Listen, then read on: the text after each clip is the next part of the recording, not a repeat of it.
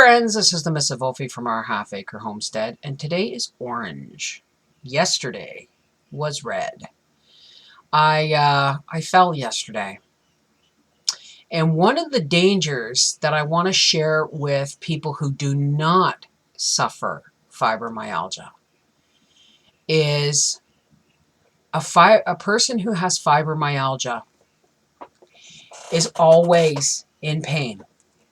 There isn't days of no pain. There's only days of greater or lesser than.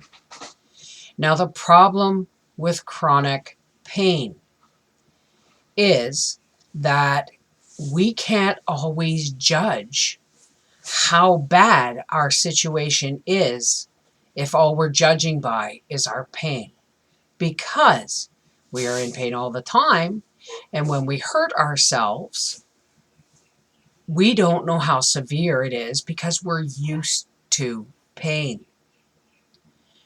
So yesterday, and this is a little bit of a rant on the Canadian healthcare system. Yesterday, I had a nice big stainless steel bowl of leftover bread bits and lettuce and apple cores and things like that. So I thought, I'll take it out to the pigs. Now, I didn't take my walker or my phone. Big mistake. Although, thank God, the windows were open because Nan could hear me when I called. I went to the front of the pig pen where you saw me in my last video giving them some food, but their bowl was on the other side of their pen, closer to the barn door, so I didn't want to just throw their food on their straw, right? So as I went to walk down the side of the pig pen, and there was a piece of fence wire on the ground, on the concrete. You coming to say goodbye, honey? I was going to say, if you want to kiss goodbye, I'd have to. Please have a good day. You don't do anything stupid today. I'm not going to do anything stupid today, my dear. Thank you. You too. So there was a piece of fence wire because, as everyone knows, Papa's been working with fence, and it's a piece, it's not hard to miss, right? It's about the size of a half a coat hanger. And I stepped on one end of it didn't realize I was stepping on it, and my left foot caught it. So my right foot stepped on it, my left foot caught it, and I was pitched forward at maximum velocity. But this arm was holding the bowl, and it hit the fence, the pig pen wooden fence, on the way down.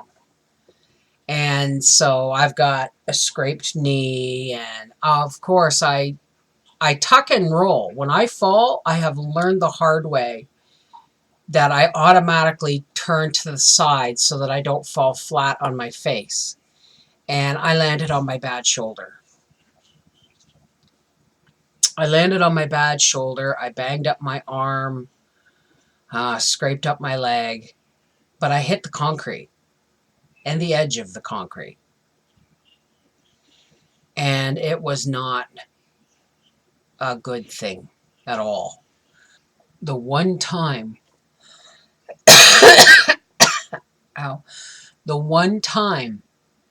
I don't take my walker and I don't have a pocket to take my phone, and I wasn't wearing a brassiere, so I didn't have my phone tucked. It's a hard and supposed to be a hard and fast rule here that I don't leave the house, not even to go to the barn door, without my walker and my phone. Because if I fall, I can lock the wheels on the walker and get myself up. And if I can't, I've got my phone to call somebody. I had neither. Thank goodness the living room window was open. Excuse me.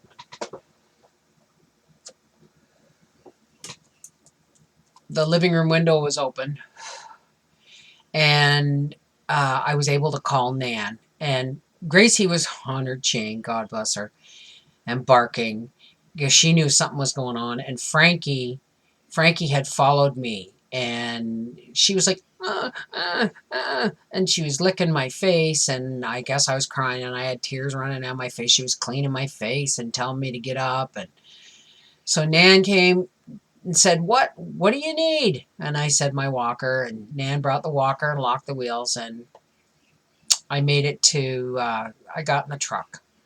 And this was one time I was going to go to the hospital, to the ER.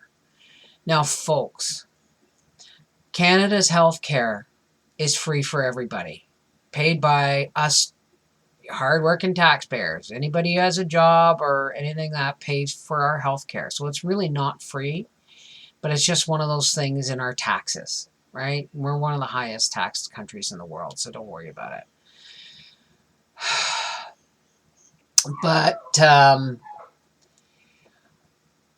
last time I went to the ER, I went by ambulance because I pulled something in my back and was screaming so hard that Howie had to call an ambulance because I couldn't move. That was like 5-6 years ago. And all they did then was take me to the Wakefield Hospital, stick me in a hallway for a couple of hours. Then they put me back in the ambulance, transferred me to the Hull Hospital, and stuck me in a dimly lit room, gave me pain meds, and waited until I was comfortable enough to ask me, are you comfortable enough? And I said, yes. And they said, okay, we're going to call your husband to come and get you. They did nothing. I still don't know what I did to my back that day. So I don't go to the emergency room lightly, ever, because it's a long wait if you don't show up by ambulance. And showing up by ambulance is no guarantee. Plus, it costs $167 after the fact. So, Nan said, you're going to the hospital, and that's that. And so I got in the truck.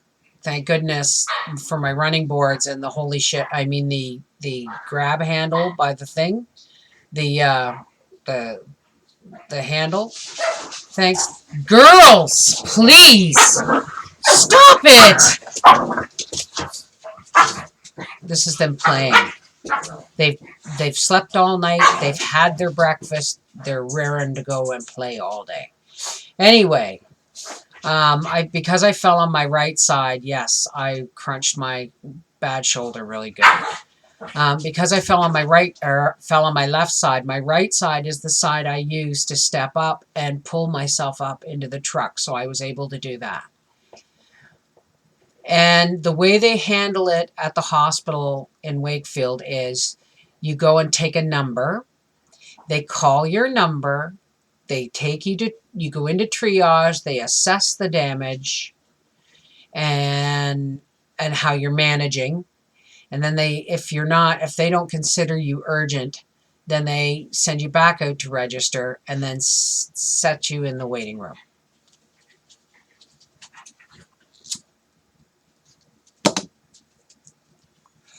Where Mom and I sat for over 5 hours.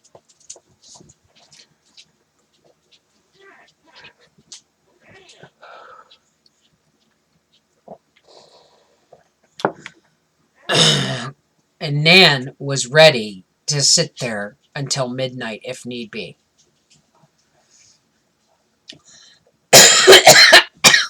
But the problem with fibromyalgia is we are so used to pain. We're very stoic about it. We're very accepting of our pain. And I was wearing a shirt with a loose neck like this, and I was able to put my hand in and use the collar as a makeshift sling for my shoulder. And apparently, I either wasn't exhibiting enough screaming, enough blood, or enough oddly projecting body parts that they put me in the waiting room.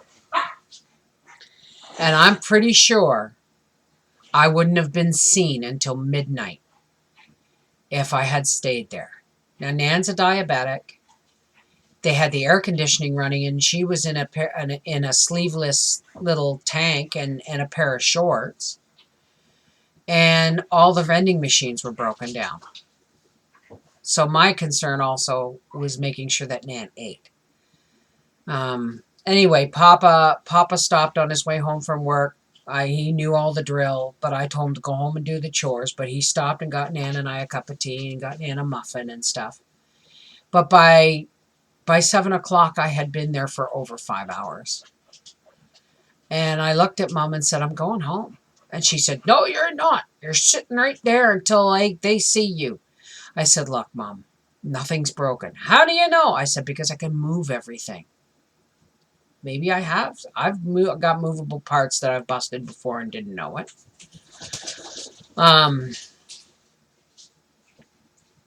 So I said, look, Mom, all they're going to do is give me a painkiller, which I'll probably react to, and send me home. Or at the most, spend another 3 hours waiting for x-rays.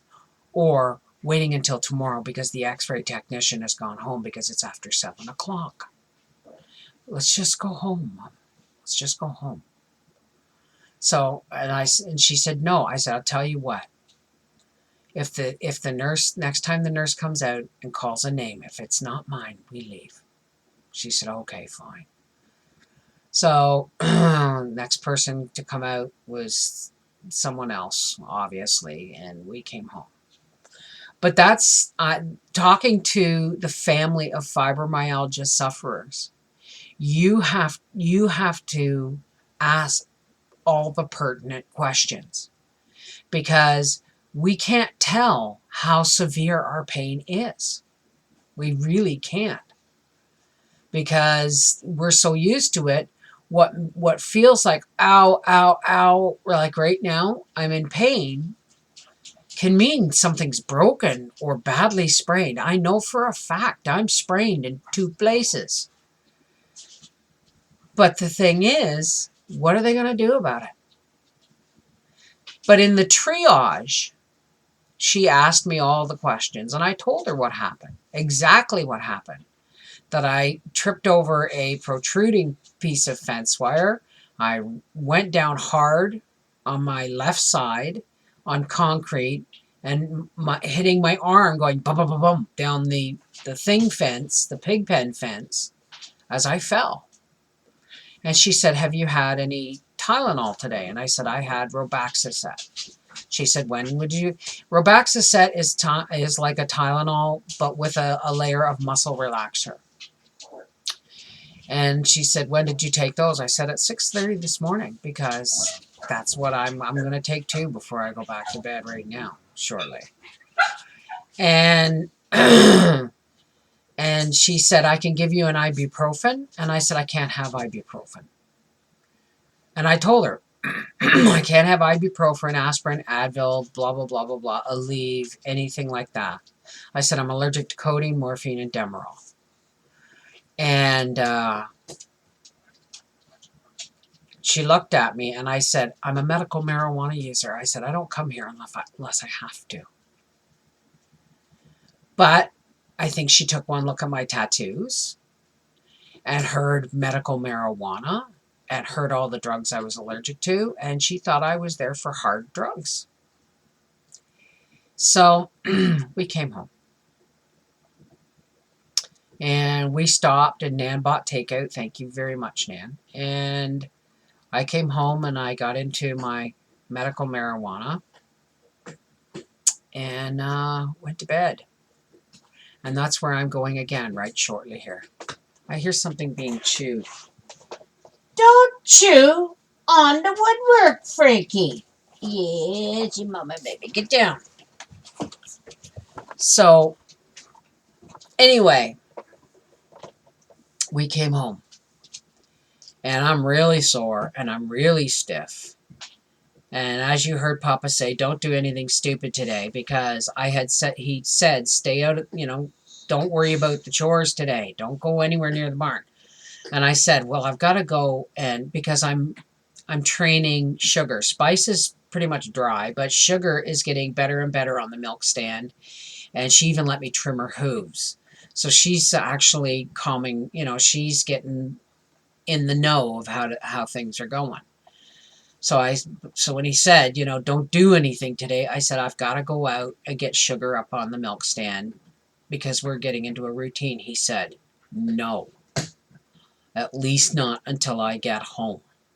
And then I can be with you and help you if you need it. And I said, okay. Because that was the concession, because I usually go out there at about 2 o'clock. Because, see, I was out there at 1:30 or so. I was out there going to give the pigs their treats, and then I was going to go in the barn, right? So that's why he came in here and said, don't do anything stupid. So that's what's going on. That's why you didn't get a video yesterday. I took a spill, and I'm going to be paying for it for a few days. So, but nothing's broken, because Mrs. Wolfie comes with her own, what do you call them, airbags, shock waves of shock absorbers. So other than, some scrapes and some bruises and a crunched shoulder and knee, I'm okay. But then again, I'm used to it, right? But I was sitting in the hospital. I have to tell you, I was sitting in the hospital with my hand in my makeshift sling because of my shoulder, and I was crying. Yesterday was red. Yesterday was a red day. And love our thing. My mother-in-law goes into the emergency room and says, can somebody come and help me with my daughter-in-law? I need help getting her out of the truck. And they went, no, there's nobody here to do that. So some young lady who I thought was a patient advocate came out with a wheelchair and helped me in to the, I just needed help getting out of the truck in case I fell again. And she wheeled me in there. It turns out she was there with her mother, and she had wheeled her mother in. So when Nan came in and said, can somebody help me? And nobody in the hospital came forth, this lady from the waiting room did. God bless you. If you ever see this, God bless you. So, other than that, yeah, sorry it's a little long-winded, but I am medicated. So, I had a turkey chick, or a turkey polled hatch yesterday. So when we got home from the hospital, Daddy got a bin and a light. He got it all set up for the baby. And there's one more pipped. So far, out of the 5 eggs that were fertile, with this method, I didn't use the egg turner. I was hand turning them twice a day. Out of the 5 eggs, 1 is hatched. That's 20%. And if the next pip hatches, that's 40%. But one of the eggs sounds liquidy when I went to move it, and so I'm not counting that one. So, and the other one hasn't pipped. So I'll keep you posted. Oh, Cindy and family, Nan loved her birthday cards. She said, why are total strangers sending me birthday cards? I said, because they love you, Nan. They see you on video and they love you. And so she said, thank you very much for the birthday cards. It was very lovely. Turkey. Oh, and Mom, Sam, and Wally, thank you so much for remembering mine and Howie's 27th handfast date. We really appreciate it. Our actual wedding anniversary is at the end of this month. So this is the Mrs. Wolfie from our half-acre homestead on managing chronic pain. Sometimes we're not the best judge, right? So it may be a couple of days before I get any videos done, because I'm going to be slowly moving around, just trying to do the everyday things. Okay? I love you guys. Take care and God bless.